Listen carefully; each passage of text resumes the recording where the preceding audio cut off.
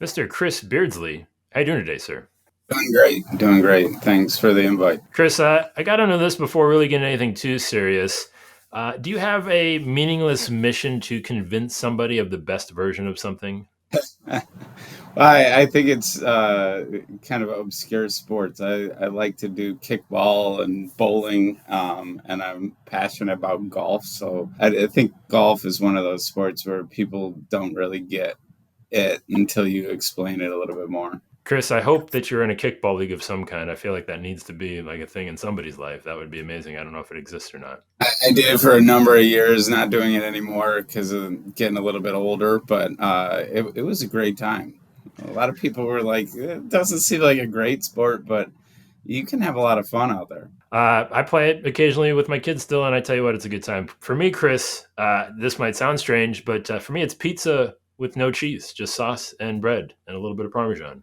I feel like that is my mission in life. People look at it and like, why would you do this? And I say, it's the best version of pizza, and you need to try it. Down that spectrum, my family's favorite is bread with peanut butter and then scrambled eggs on top. Well, that is something. Never heard that before, Chris. And I'm telling you, it's amazing. And I've gotten a number of people to try it. Not everyone has adopted it, but at least they try it and tell me it's not as bad as they imagined it would be. I'll be honest. The first time you said those three things together, I got a little bit of anxiety. So I don't know. Like it like made me nervous to physically think about putting those things together. Maybe I'll try it this afternoon for lunch. But I want to move this over to the world of insurance, Chris. And I guess similarly, is there something that you on the insurance side of things, there, like a type of coverage or just a conversation that you have when you're talking to clients? Is there a best version of something that you constantly have to talk to clients about, saying, "Hey, listen, you really need to look over here. This is something you might not be paying enough attention to." Because insurance is always a well, I have to do it, but really getting into it, is there something that you constantly are talking to clients about that they maybe not be as familiar with? There's a spectrum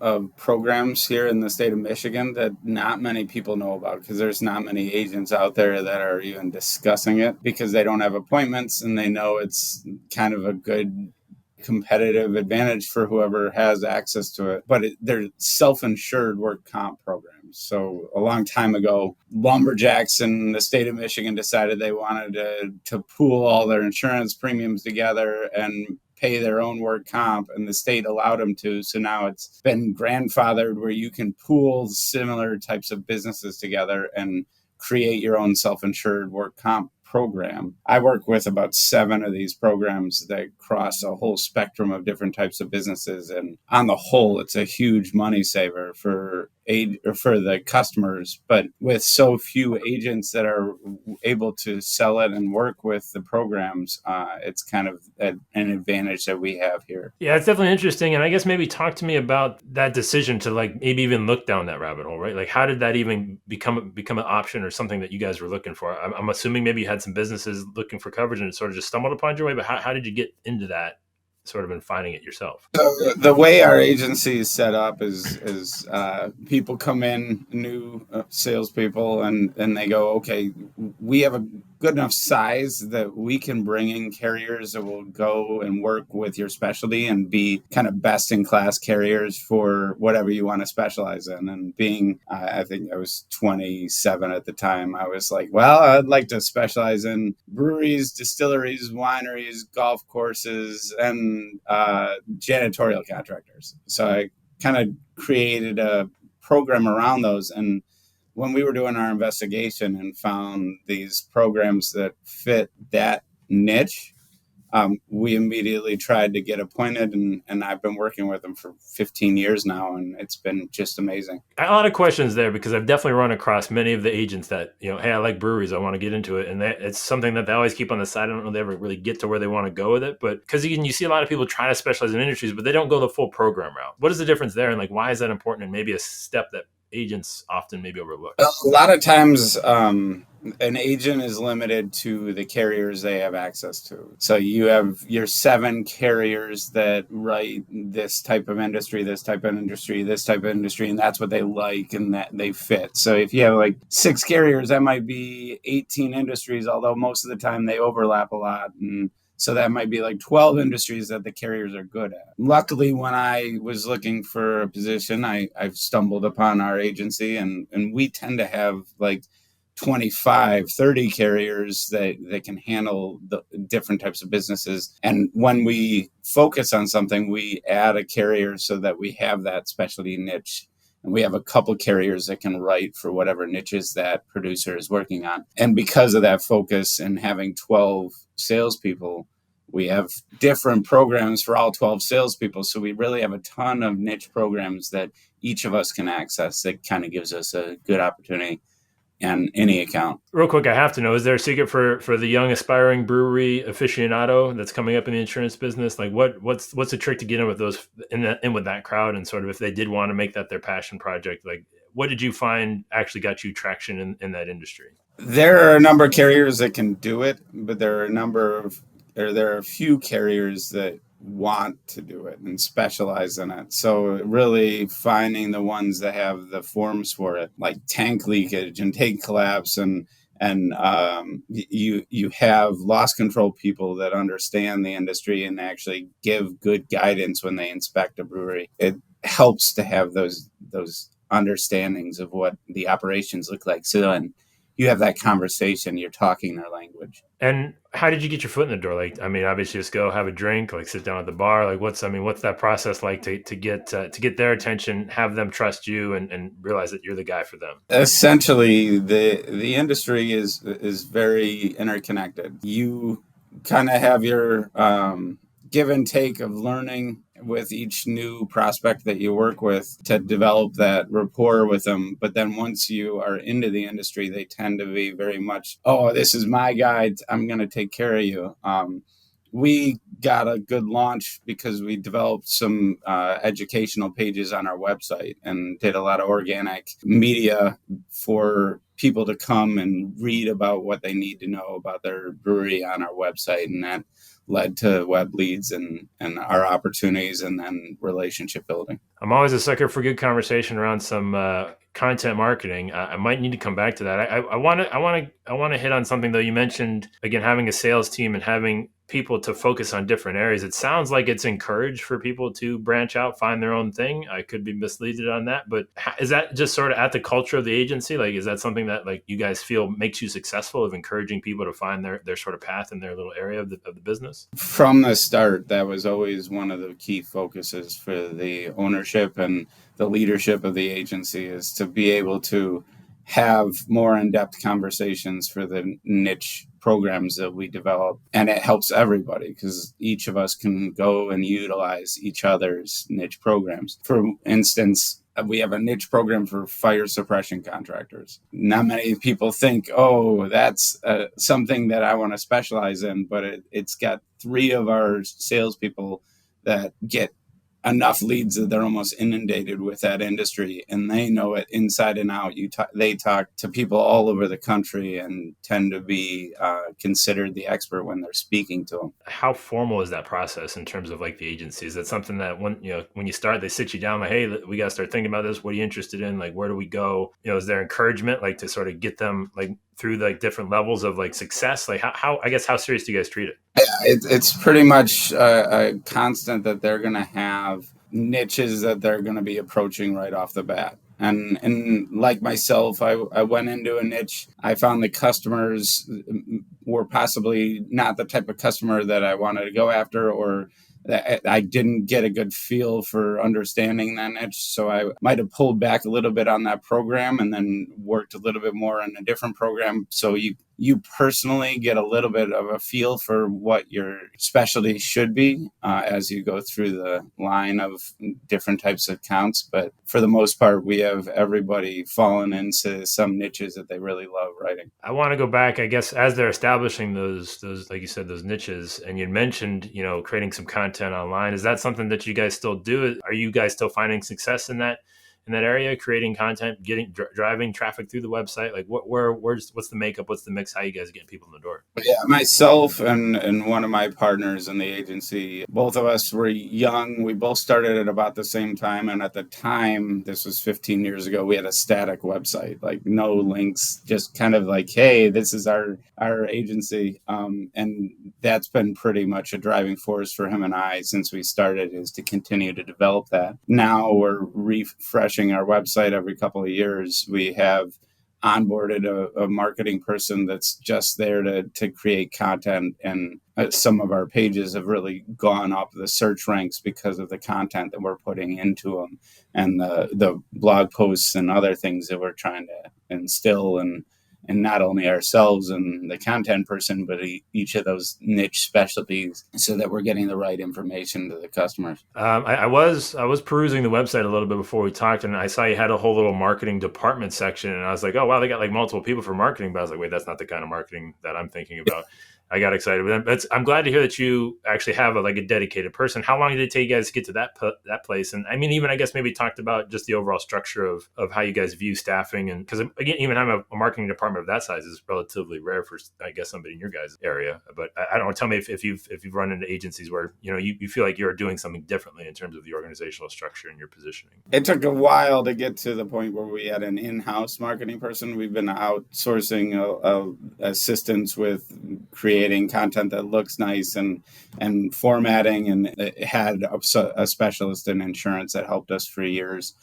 She's still involved and does a lot for us, but having somebody in-house allows us to hit those day-to-day opportunities. But that marketing department, which is something that is good to highlight. I go out, I meet a customer, I get the information on your account. I work with somebody that is our in-house rater, essentially. So that person knows what the questions are for an insurance company to be able to get rates.